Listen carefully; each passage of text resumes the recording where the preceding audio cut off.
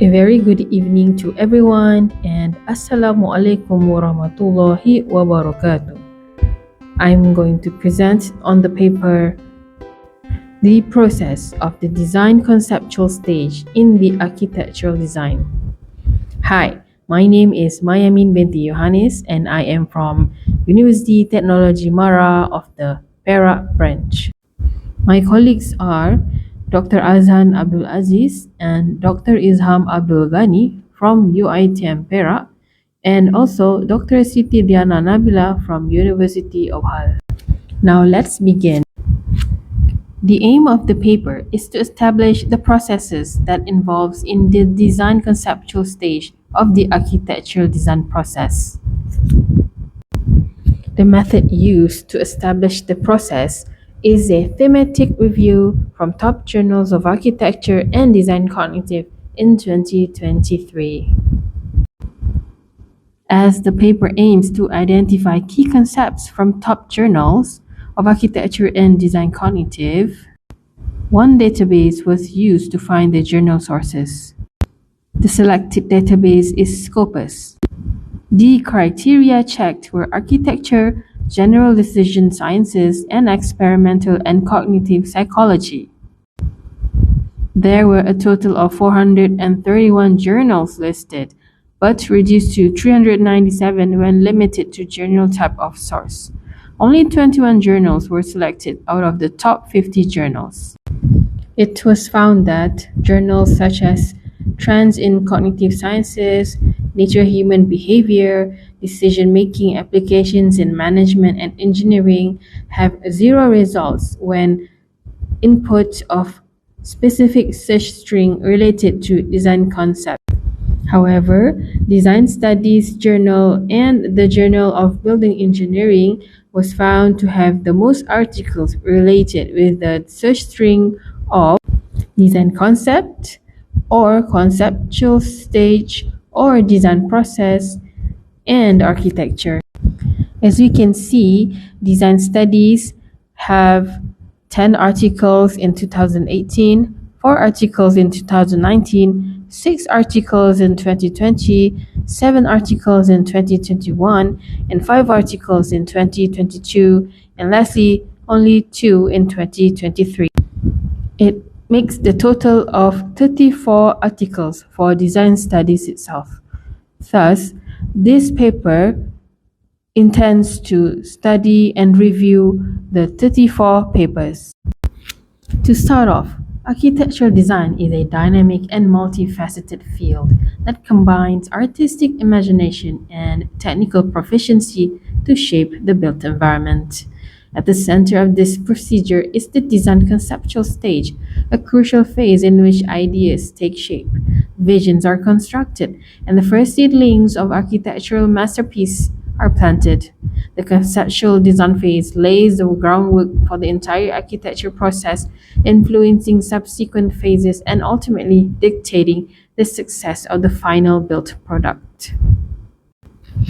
The design conceptual stage functions as a bridge between the client's desires, site-specific considerations, functional requirements, and the architect's creative vision throughout the architecture design process. Within the conceptual stage, architects employ various tools and techniques to communicate their ideas effectively. Sketches, drawings, models, and digital simulations become the language through which visions are articulated, enabling stakeholders to envision the possibilities that lie ahead. Thus, the paper was constructed with the question, what are the process of the design conceptual stage in the architectural design? There were 11 themes gathered from the 34 papers that were related to the design process. The first one is analysis and interpretation. Analysis, transcripts, and close reading of data to identify patterns of reasoning. It's the expression of tentativeness, generative thinking, deductive and analytic thinking in designers' thought processes. It's the interpretation of meanings in material properties. Number 2 is participatory design. It's ineffective participation and realization of design goals, the spatial thinking and understanding the complexities of space-like relationships, reciprocal relationships with space and imagination, and also the divergent thinking and ideation. Number three is the reflection and visibility theme. It's making challenges and actions emerging from designing visible. The reflection on action through studying everyday details and meaningful experiences, listening in the multi-sensory dimension or interaction. Number four is sustainable development and research theme. The sustainable development strategies such as densification and depaving, the collaborative research, co-production, curation, and reconfiguration. Its method content elements such as method framing, rationale, goal, procedure, and mindset. The fifth theme is uncertainty and neurocognition. It's dealing with uncertainty and adopting structural attitudes. It's the impact of design concept generation techniques on temporal network neurocognition, the brain activation in the prefrontal cortex, and the temporal dynamic of brain networks, the dual processing of divergent and convergent thinking. Number six, ideation and evaluation. Okay, ideation, idea creation, and idea judgment in the design process is the reasoning, interpreting meanings, and in the material properties and expression. Live feedback from surrogate models and the role of performance-enabled environments. The critical documentation practice, documenting design research, and drawing on interplay between design practice and literature precedents. And number seven, theme of communication and collaboration. It's communication design and finding technology opportunities. It's searching for problems to fit novel technological solutions and solution mapping.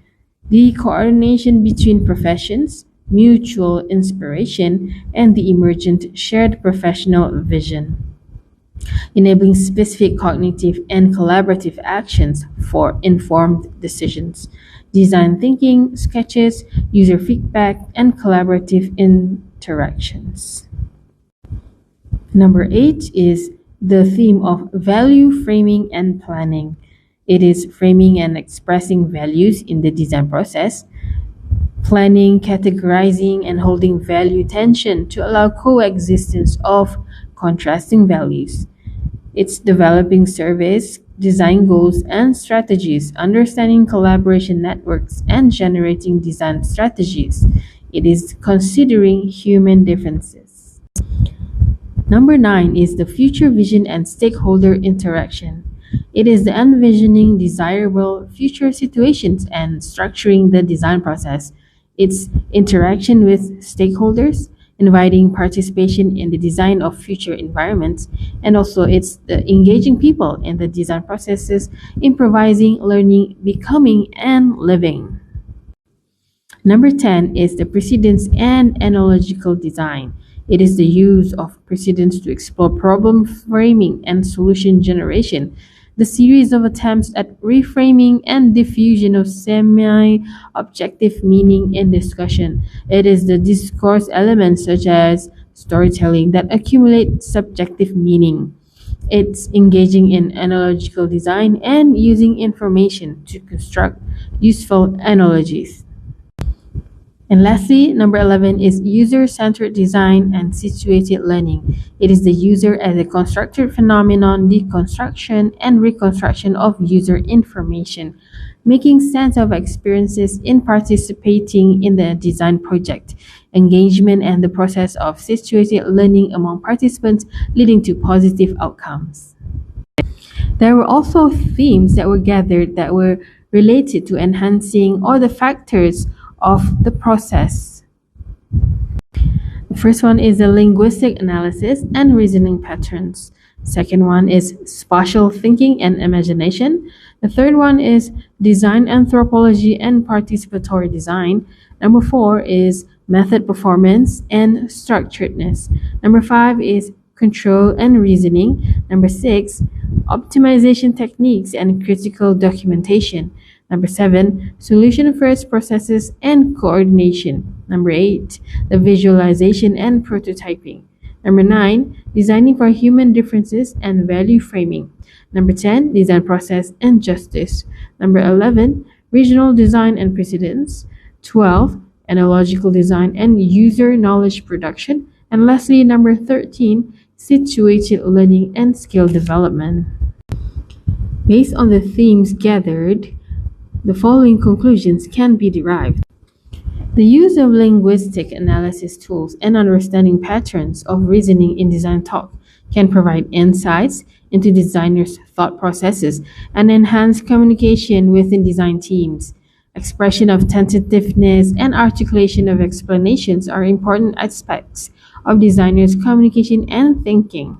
Psychoanalytic approaches and the ability to establish a reciprocal relationship with space can contribute to designers' spatial thinking. The access to imagined space and nonverbal auditory communication play a role in the creative design process. Participatory design and the situated approach of design anthropology can foster effective participation, engagement, and collaboration.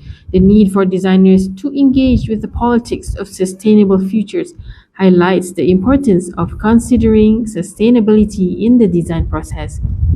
Predictors of method performance and the impact of structuredness in design concept generation techniques on cognitive processes indicate the significance of methodological choices in enhancing creativity and concept development.